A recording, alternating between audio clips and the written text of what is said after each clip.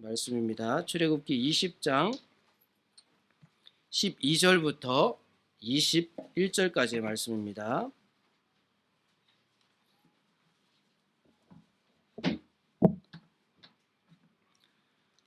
출애굽기 20장 12절부터 21절까지의 말씀을 저와 여러분이 한 절씩 교독하겠습니다. 내 부모를 공경하라. 그리하면 내 하나님 여호와가 내게 준 땅에서 내 생명이 길리라. 간음하지 말라. 내 이웃에 대하여 거짓 증거하지 말라.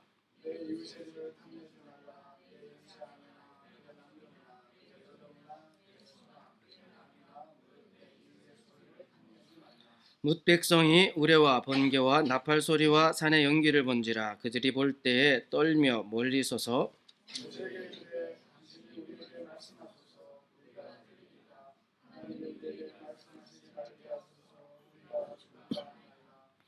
모세가 백성에게 이르되 두려워하지 말라. 하나님이 임하심은 너희를 시험하고 너희로 경외하여 범죄하지 않게 하려 하심이니라.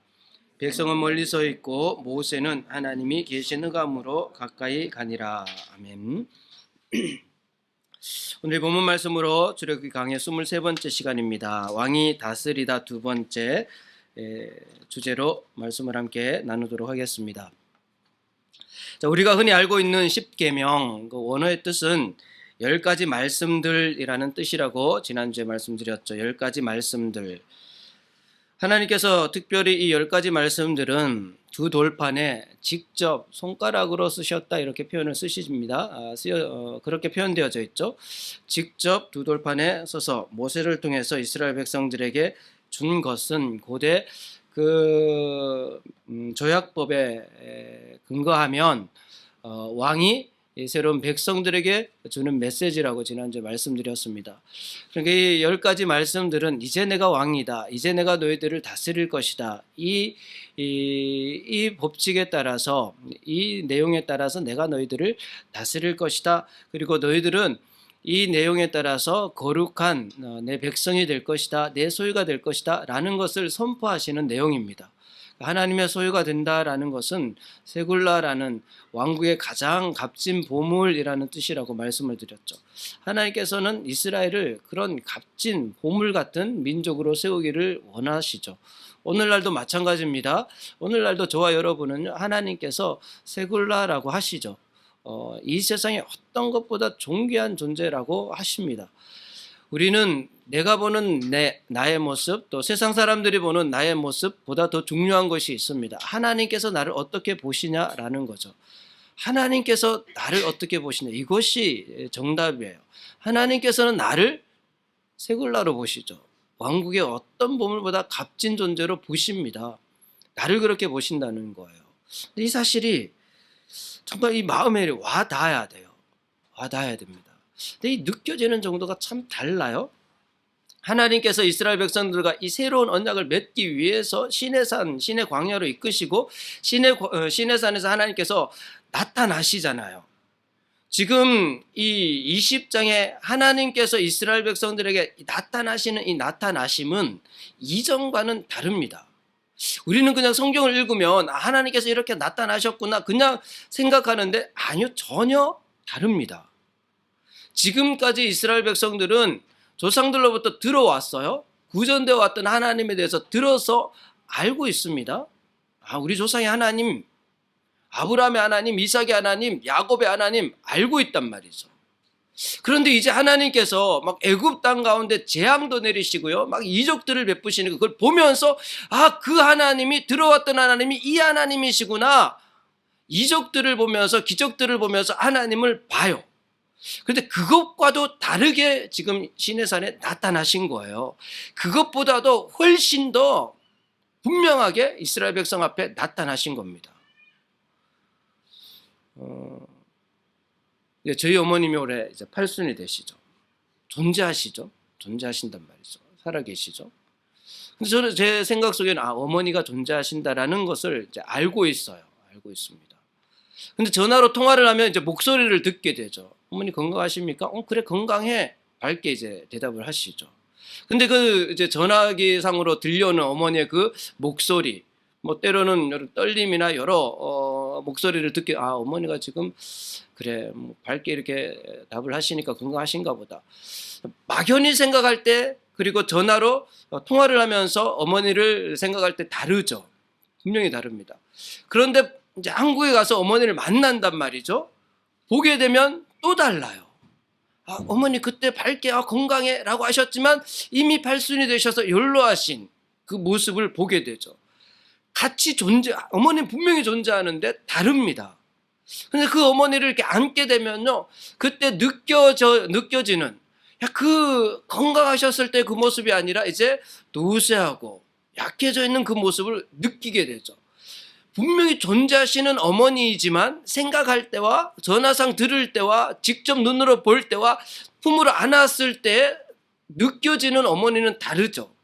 이것처럼 이스라엘 백성들은요, 조상들로부터 들어왔던 하나님, 아브라함의 하나님, 이삭의 하나님, 야곱의 하나님, 그렇게 여겼단 말이죠. 그런데 애굽 땅에서 직접 역사하시는 하나님을 봤어요. 기적들을 일으키실 하나님을 봤어요. 메추라기를 주시고 만나를 주신 하나님을 봤단 말이죠. 근데 그것보다도 더 분명하게 하나님께서 지금 시내산에 나타나신 거예요. 더 분명하게. 정말 그래서 이스라엘 백성들은 그 앞에 엎드릴 수밖에 없었어요. 그리고 그들에게 하나님께서 말씀해, 내가 왕이다, 너희들을 다스릴 것이다 라고 그렇게 말씀하시는 거예요. 근데 저와 여러분은 하나님을 어떻게 만나고 계십니까? 저도 말씀을 준비하면서 과연 나는 하나님을 어떻게 만나고 있을까? 나는 하나님을 어떻게 만나고 있을까? 어느 정도로 친밀하게 하나님을 만나면서 살아가고 있을까? 나는 어느 정도일까 생각해 보게 돼요. 막연히? 그냥 생각으로만? 아니면은 말씀을 통해서 하나님의 음성을 들으면서 그 정도는 하는 것 같아요. 그래서 정말 하나님을 보면서 살아가고 있을까? 아니, 하나님 그 품 안에 그 체온도 느끼고 그 하나님의 그 크심을 내가 경험하며 살아가고 있을까? 거기까지는 잘 안 되는 것 같아요. 그래서 저도 기도합니다. 하나님, 제가 하나님을 더 친밀하게 알기를 원합니다. 정말 그 호흡하시는 하나님의 숨소리도 느끼면서, 그 나를 붙들고 계신 그 손길을 느끼면서, 그 따뜻하면서 그 크신 하나님을 내가 좀 깊이 경험하며 살아가기를 사모하면서 기도하게 돼요.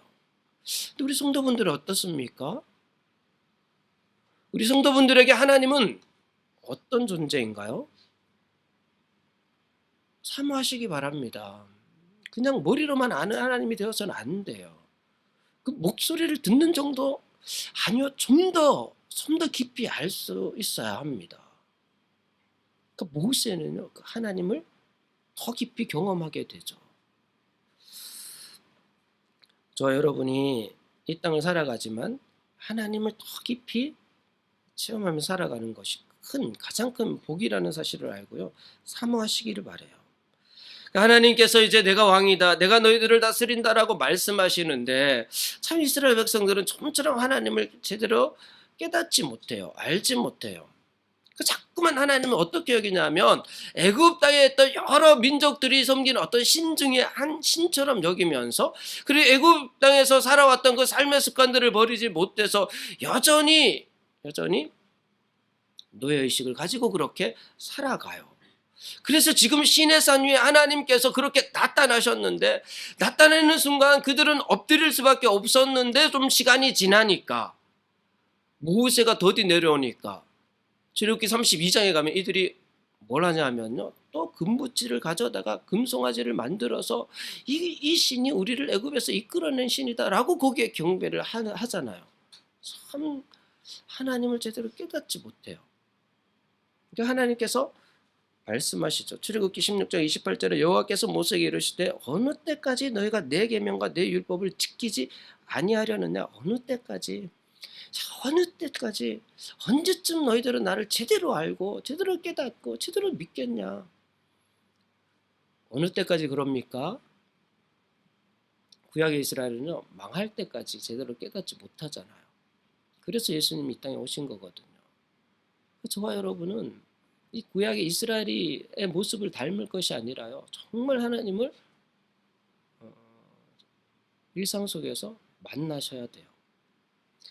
자, 하나님께서 여전히 이스라엘 다스리신 것처럼 오늘날 저와 여러분을 다스리십니다. 지난주에는 1계명에서부터 4계명까지 내용을 나눴어요. 하나님께서 어떻게 다스리시는지, 하나님의 백성들은 어떤 삶을 살아야 하는지,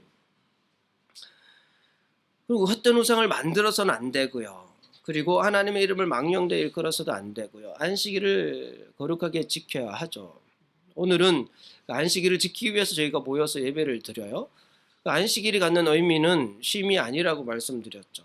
완전하신 하나님의 온전한 창조를 의미합니다. 이 시간 오늘 이 말씀을 통하여서요, 하나님의 그 완전하심을 다시 한번 확인하는 저와 여러분이 되시기를 바랍니다. 우리는 그 완전한 가운데 있습니다. 그 하나님의 다스리심 가운데 있어요. 그리고 계속해서 하나님께서 말씀하시죠. 이제 5번째 말씀, 6번째, 7번째, 10번째까지 하나님께서 말씀하십니다. 그 내용을 오늘 함께 나누고자 합니다. 그 5번째 말씀하신 내용이 뭡니까? 5번째 하신 말씀이 12절에 내 부모를 공경하라, 그리하면 내 하나님 여호와가 내게 준 땅에서 내 생명이 길리라. 보통 이렇게 1부터 4번째까지의 말씀을 이제 수직관계, 하나님과의 관계를 설명하는 말씀이라고들 알고 있고요. 또 5번째부터 10번째까지가 수평관계, 인간관계 안에서의 그 룰, 법칙이라고 그렇게 알고 있죠. 근데 사실 이 5번째가 굉장히 중요해요. 왜냐하면 사실 수직관계와 수평관계를 묶을 수 있는, 그래서 수평관계 속에서, 그러니까 우리 일상 삶 속에서 하나님을 경험할 수 있는 제일 좋은 예가 이제 부모라는 존재입니다. 부모. 그래서 부모를 공경하라라고 그렇게 말씀하시는 거예요. 그러니까 사실은 이 부모를 통해서 자녀들은 하나님을 볼 수 있어야 돼요. 그래서 종교개혁가 루터는요, 부모를 하나님의 대리자라고 이렇게 이야기를 합니다. 하나님의 대리자. 그러니까 부모가 자녀들에게 하나님의 대리자 역할을 해야 돼요. 하나님의 거룩하시고 또 선하신 모습들을 자녀들에게 보여줘야 되죠. 그 진리 안에 있다는 것을 보여줘야 돼요. 부모는 하나님의 대리자이니까요. 기본적으로 부모는 자녀들에게 그런 모습의 삶을 살아야 돼요. 아버지는 자녀들에게 경외를 가르칠 수 있어야 되고, 어머니는 자녀들에게 사랑을 보여줄 수 있어야 합니다. 하나님의 그 거룩하심을, 그리고 하나님의 사랑이 어떠한지를 부모들이 자녀들에게 보여줄 수 있어야 돼요. 다른 곳에서는 그걸 배울 곳이 없어요. 그래서 하나님께서 이 5번째 계명을 주신 거예요. 그래서 부모는 하나님의 대리자로서의 삶을 살아야 하고, 자녀들은 그 부모님을 경외해야죠. 경외. 이 경외하다라는 말의 뜻은, 공경하다 이 말의 뜻은요, 부모를 공경하다. 그 공경하다라는 말의 뜻은요, 경외하다라는 말과 같은 뜻이에요. 경외. 그러니까 하나님께 쓰이는 단어를 부모에게 쓰신 거예요. 카바드라는 존경하다, 경외하다, 영광되게 하다 라는 의미예요. 우리 자녀들은요, 부모님에 대해서 하나님을 섬기는 마음으로 공경할 수 있어야 합니다. 근데 오늘날은 참 그러지 못하죠. 오늘날은 부모에 대해서 너무 자녀들이 가볍게 여기는 경향들이 있습니다. 부모를 공경할 때, 그리하면 내 하나님 여호와가 내게 준 땅에서 내 생명이 길리라. 부모를 공경할 때, 그죠? 하나님이 준 땅에서 생명이 길리라. 아직까지 이들은 신의 광야에 있잖아요. 가나안에 가지 않았습니다. 가나안을 가본 적이 없어요. 특히 자녀들은 가나안을 가본 적이 없죠. 그러니까 약속의 땅에서 너의 생명이 길리라. 그러니까 오늘날도 마찬가지예요. 이 자녀들이 부모를 공경하면서 그 속에서 하나님을 경외하는 것을 배울 때 우리 이 땅에서도 하나님 나라의 그 영원한 생명을 우리는 누릴 수 있게 돼요. 하나님께서 주신 법칙이에요. 법칙. 문제는 오늘날 사회에서요, 이 공경이라는 단어가, 경외라는 단어가 거의 사라지고 있다는 거예요. 거의 사라지고 있습니다. 공경이라는 단어, 경외라는 단어가 거의 사라지고 있어요. 이게 마지막 때의 특징 중에 하나가 부모를 거역하는 겁니다. 디모데후서 3장 1절 이후에 보면요, 너는 이것을 알라. 말세에 고통하는 때가 이르러 사람들이 자기를 사랑하며 돈을 사랑하며 자랑하며 교만하며 비방하며 부모를 거역하며 감사하지 아니하며. 부모를 거역하는 것 마지막 때 현상 중에 하나입니다. 무정함을 원통함을 풀지 아니하며 모함하며 절제하지 못하며 사나우며 선한 것을 좋아하지 아니하며 배신하며 조급하며 자만하며 쾌락을 사랑하기를 하나님 사랑하는 것보다 더하며 경건의 모양은 있으나 경건의 능력은 부인하니 이 같은 자들에게서 내가 돌아서라. 세상은 그런 모습으로 살아요. 점점 더 그런 모습으로 삽니다. 하나님 나라는 그렇지 않다라는 거예요. 하나님께서 다스리시는 나라는 경외가, 공경이 중요하다고 말씀하시는 겁니다.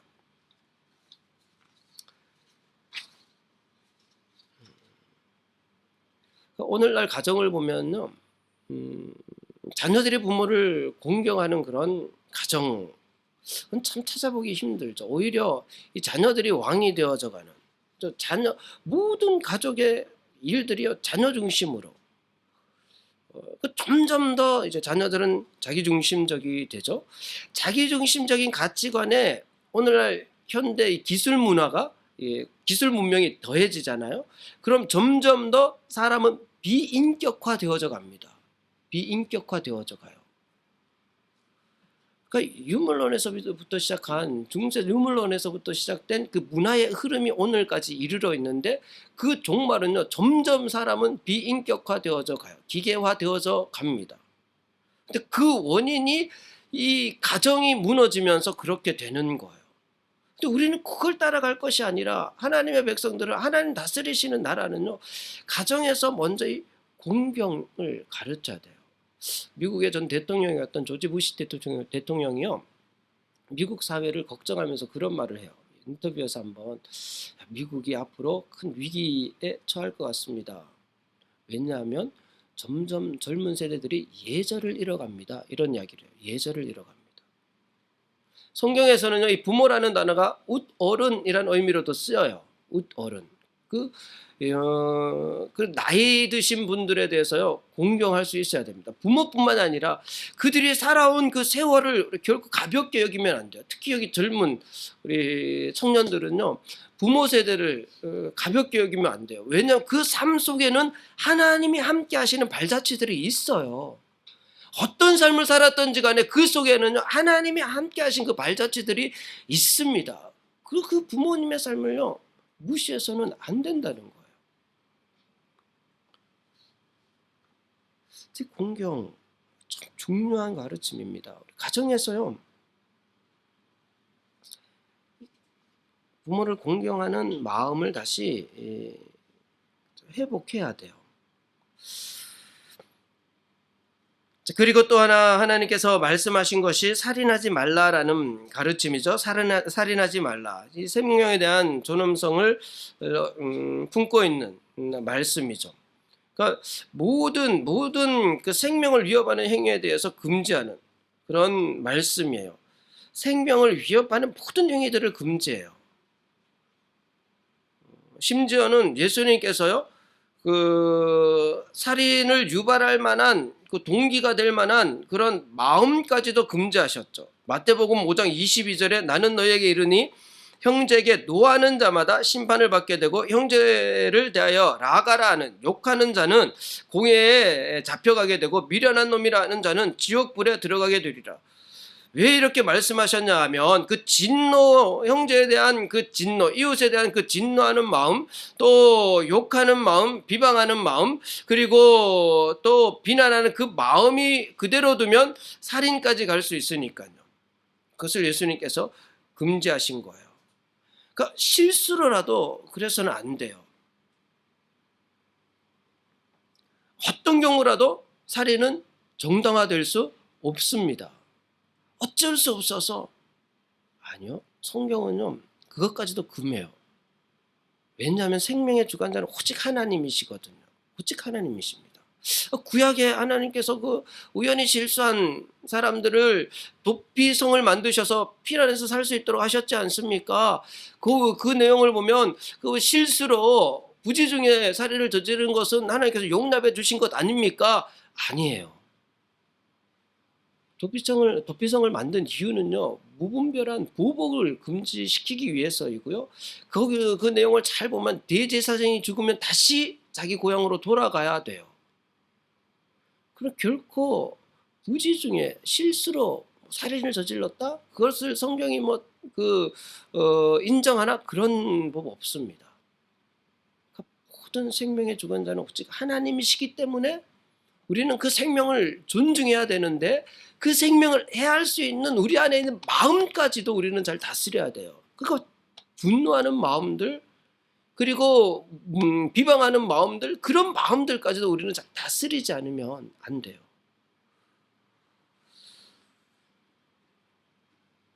그런데 세상은요, 막 이것을 자꾸 부추기죠. 부추깁니다. 그리고 또한 하나님께서 하신 말씀은 간음하지 말라라는 말씀입니다. 간음하지 말라. 간음하지 말라라는 말씀은 하나님께서 만드신 그 도덕, 성윤리 중에 가장 중요한 윤리 중에 하나이죠. 하나님께서 남자와 여자를 지으시고요. 그래서 한 부부가 되도록 그렇게 만드셨죠. 근데 이 근본 정신은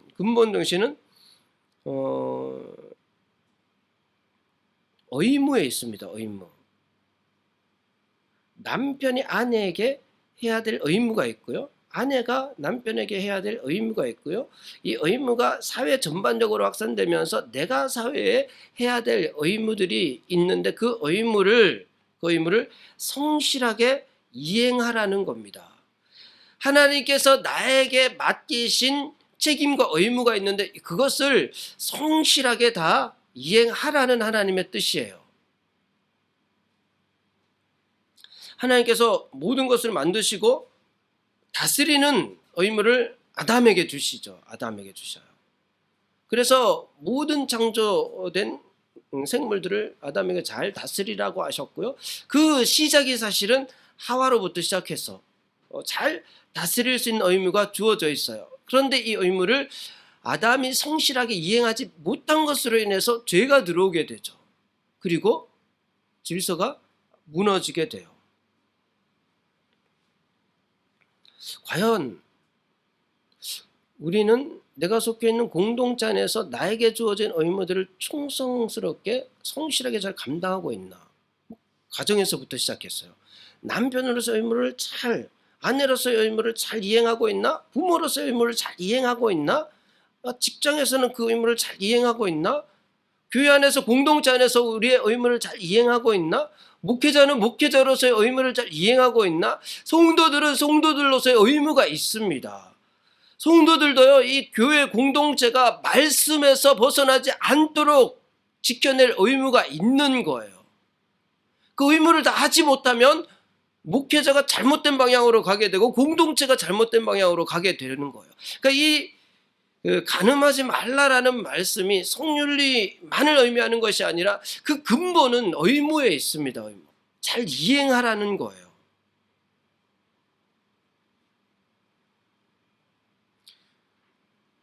예수님께서 심지어 이 의무를 제대로 이행하지 못할 때 일어나는 그 결과가 얼마나 치명적인지를 아시기 때문에요.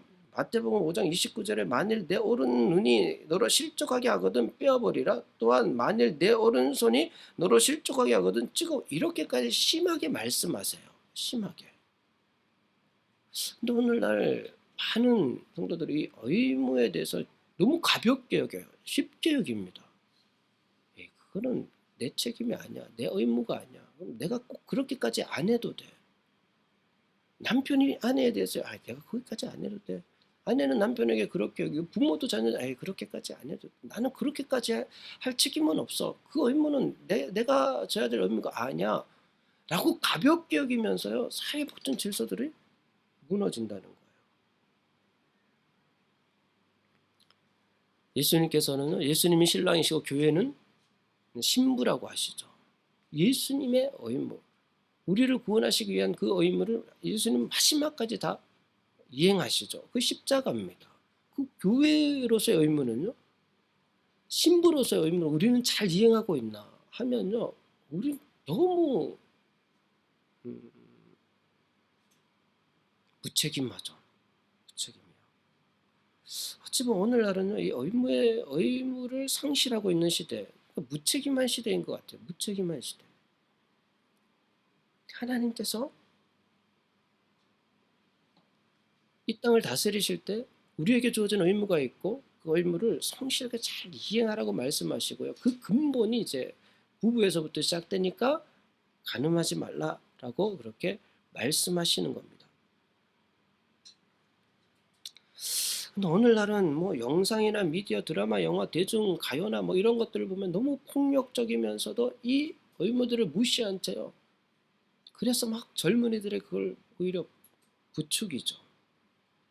뭐 동성애라든지. 근데 그렇게 하면서 그로 인해서 발생하는 여러 가지 문제들에 대해서는 침묵하면서요.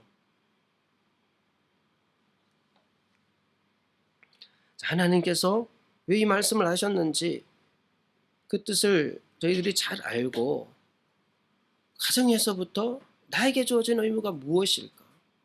남편들은 남편으로서의 의무가 무엇일까? 아내는 아내로서의 의무가 무엇일까? 부모는 부모로서의 의무가 무엇일까? 사회 안에서 우리가 책임져야 될 그 의무들이 무엇일까? 우리는 잘 생각하면서 그 의무를 성실하게 이행할 수 있어야 합니다. 그리고 또 하나님께서 말씀하신 내용이 도둑질하지 말라라는 말씀이죠. 도둑질하지 말라. 그것은 부당한 방법으로 부를 축적하는 모든 일제 행위를 금하는 말씀이에요. 부당한 방법으로. 뭐 직접 어떻게 훔치지 않았다 하더라도요. 부당한 방법으로 부를 축적해서는 안 된다는 말씀이고 뿐만 아니라 부주의나 태만으로 인하여서 타인의 재산에 손해를 입히는 것까지 포함합니다. 내가 부주의해서 내가 게을러서 다른 사람의 재산에 손해를 입혔다 그러면 그것도 사실은 도둑질하는 것과 같다라는 거예요. 내가 부주의하고 내가 게을러서 다른 사람의 재산에 해를 입혔다면, 손실을 입혔다면 그것도 도둑질과 같다라는 겁니다. 그럼 뭐 교회 재정을 마음대로 이렇게 써버린다든지 이거는 도둑질과 같은 거예요. 도둑질 같은 거. 뭐 직장을 다니는데 회사 돈을 내 마음대로 써버린다. 도둑질과 같은 거예요. 나의 게으름, 나의 부주의로 인해서 손해를 입힌다. 그러니까요, 이 도둑질하지 말라라는 것이 우리 사회 안에서 그 책임져야 될 부분들이 참 많습니다.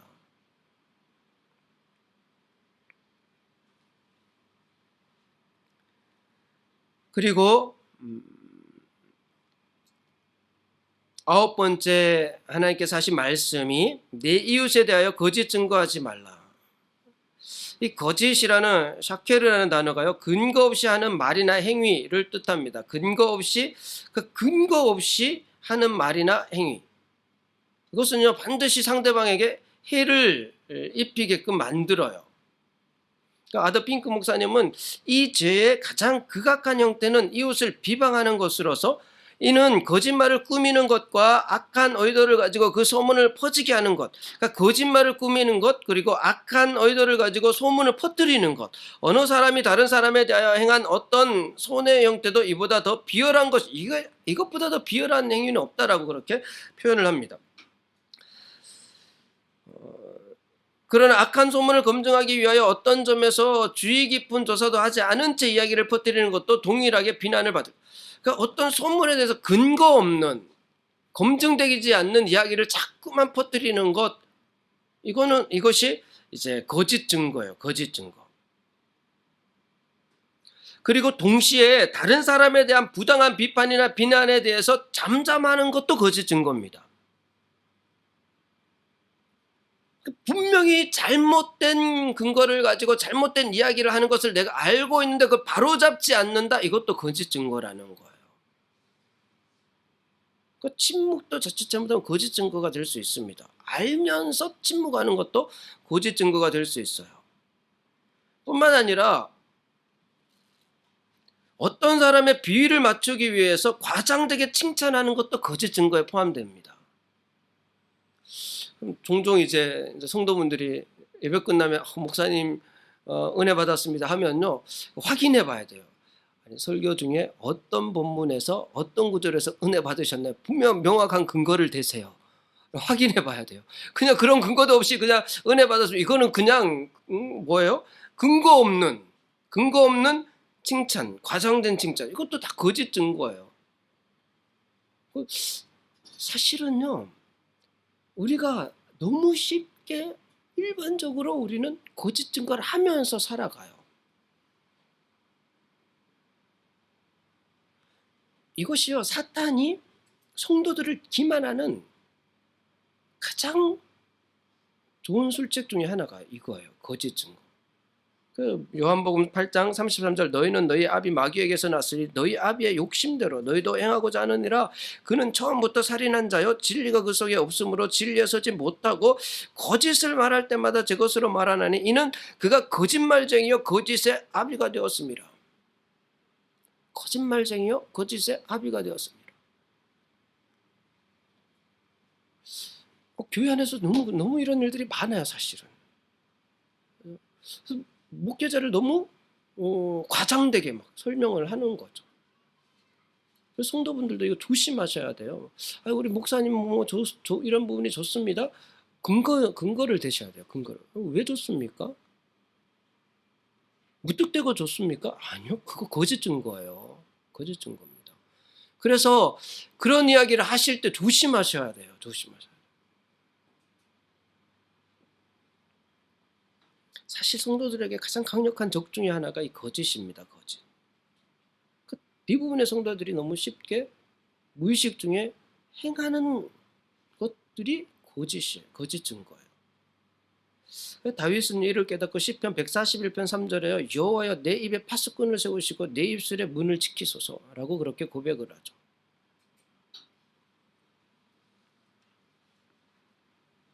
우리 모임을 할 때 집사님 오늘은 이게 너무너무 좋으시네요. 분명 근거를 확인해 보셔야 돼요. 아니 뭐가 좋다는 겁니까?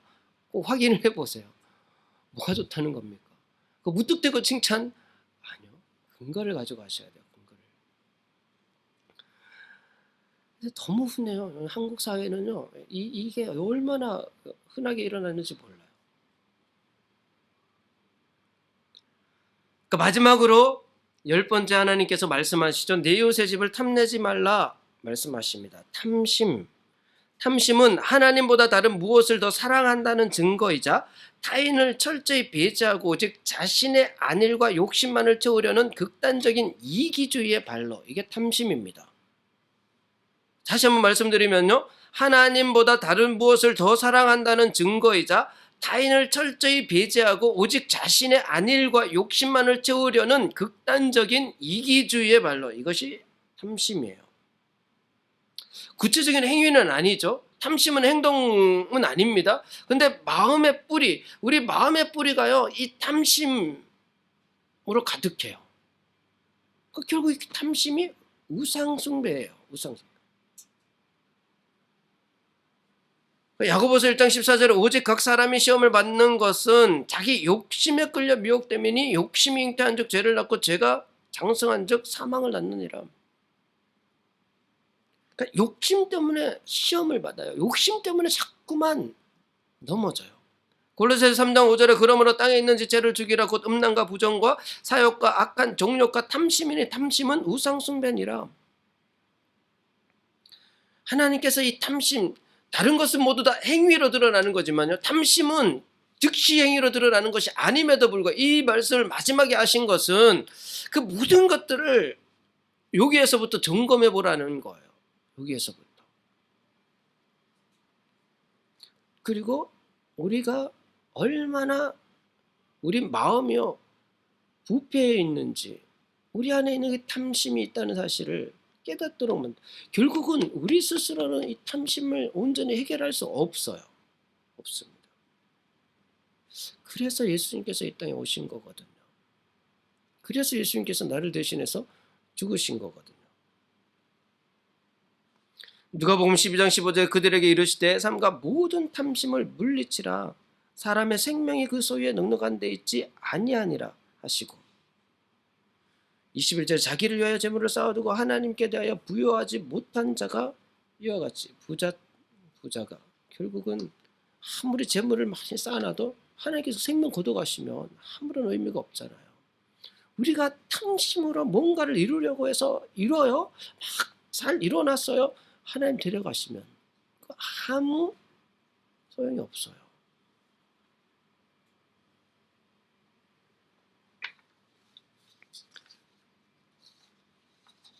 하나님 나라는 세상과 다릅니다. 가장 큰 차이는 하나님 나라는 하나님이 왕이시라는 거예요. 세상은 사람이 왕이라고 이야기합니다. 하나님의 통치 방법은 진리의 말씀인데요, 세상의 통치 방법은 힘과 욕구예요. 나는 하나님 나라를 살아가고 있는지 아니면 세상을 살아가고 있는지. 우린 세상 속에 살아가지만 하나님의 백성이라면 하나님 나라를 살아갈 수 있어야 해요. 지금 이곳에서 우리는 하나님 나라를 사는 존재예요. 그런데도 불구하고 우리는 하나님이 왕이시고 하나님의 진리의 말씀을 따라 살아가고 있는지, 아니면 자꾸만 사람이 왕이고 한 그 욕구와 권력에 따라서 살아가고 있는지 우리는 점검해 봐야 돼요. 하나님이 왕이시고 하나님 나라를 살고 있다면 왕 대신 하나님의 그 위엄 앞에 우리는 엎드려야겠죠. 18절에 뭇 백성이 우레와 번개와 나팔 소리와 산의 연기를 본지라. 그들이 볼 때 떨며 멀리 서서. 하나님의 나타나심이 이전과는 다르다고 말씀드렸죠. 이전과는 달라요. 이전에 기적으로 보이셨던 하나님이 아니시고요, 이제는 직접 보이신단 말이에요. 우리 삶 속에서도 마찬가지입니다. 하나님께서는 우리 삶 속에 왕으로 오셔가지고 우리에게 이렇게 보이시기를 원하세요. 그 두렵고 떨리는 마음으로 우리는 하나님의 백성다운 삶을 살고자 하지 않으면 안 돼요. 세상을 따라갈 것이 아니라 우리는 하나님 나라의 백성이기 때문에 하나님의 다스림을 받아야 하기 때문에 그 진리의 말씀을 하나하나 새기면서 그 말씀을 따라 살고자 해야 하죠. 모세에게 이르되 당신이 우리에게 말씀하소서 우리가 들으리이다. 하나님이 우리에게 말씀하시지 말게. 백성들 보세요. 모세에게 이야기합니다. 우리에게 말씀하세요. 하나님이 직접 우리에게 말씀하지 않도록 하십시오. 우리가 죽을까 봐 두렵습니다. 여전히 이들은 몰라요. 하나님께서 자기 백성들을 죽일까요? 그 위험으로 나타나신다고 해서 하나님께서 이스라엘 백성들을 죽일까요? 아니요, 그럴 일이 없습니다. 그런데도 이들은 우리가 죽을까나이다. 모세가 백성에 이르되 두려워하지 말라. 하나님이 임하심은, 하나님은요 결코 그냥 겁박을 하려고요, 위협하려고, 그 힘으로 억누르려고 이렇게 나타나시고 말씀하시는 것이 아니에요. 하나님이 임하시면 너희를 시험하고 너희로 경유하여 범죄하지 않게 하려 하심이라. 하나님을 제대로 섬기도록, 하나님의 백성다운 삶을 살도록, 그러니까 하나님의 다스림 가운데 있도록 하시려고. 그래야지 그래야지 하나님 나라가 회복되니까요. 에덴이 회복되니까요. 그래야지 그 에덴에서 하나님 다스림 가운데 그 범죄하기 이전에 아담과 하와의 그 모습을 회복할 수 있으니까요. 하나님 우리를 그렇게 회복하시기를 원하십니다. 그 하나님 품 안에서 그 하나님의 그 따스함과 그 호흡과 하나님의 그 재운도, 하나님의 손길도, 하나님의 그 목소리를 들으며 하나님과 한없이 함께하는 그 삶을 우리가 살기를 원하세요.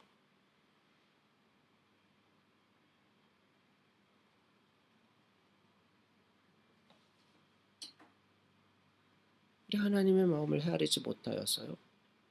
그 하나님 나타나시고 하나님 말씀하시면 그냥 두렵고 떨려가지고 우리가 죽을까노라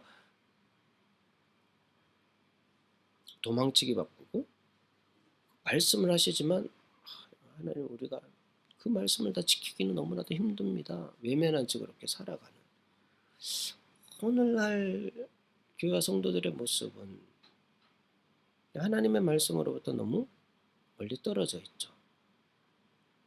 하나님이 다스리시는 그런 하나님 나라를 사는 모습이 아니라 하나님의 백성들임에도 불구하고 세상 사람들처럼 살아가는 게 현실입니다. 현실. 저와 여러분이 말씀을 통해서 다시 하나님 나라를 회복하는 은혜가 있기를 바랍니다. 하나님 왕이시라는 사실을 잊지 마세요. 하나님 우리 삶을 다스리시는 왕이시라는 사실을 잊지 마시고 그 하나님의 말씀들을 마음에 잘 새기시기 바랍니다. 그래서 일상 속에서도 하나님 나라를 살 수 있는 그 복이 저와 여러분에게 있기를 바라요. 하나님 아버지, 하나님께서 왕이시고 하나님께서 나의 모든 삶을 다스리신다고 말씀하시는데 하나님께서 나를 소유라고 말씀하시며 나를 존귀한 자라고 말씀하시는데 그 하나님의 말씀, 그 다스리심 가운데 살아가면 우리는 세상을 살지만 하나님 백성으로 살아가게 될 텐데 우리의 삶의 모습을 보면 그 하나님 나라로부터 너무 멀리 떨어져서 세상에 깊이 발을 담그면서 살아가고 있는 것이 현실입니다. 주님, 이 땅의 성도들과 교회들이 다시 하나님 나라를 회복하기를 원합니다.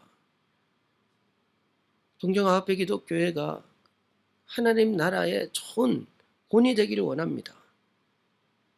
성령으로 도우시고 인도하시어 사랑하는 주의 모든 백성들이 일상을 살아갈 때 이 말씀대로 살아가며 하나님 나라를 회복하게 되는 은혜를 허락하여 주시옵소서.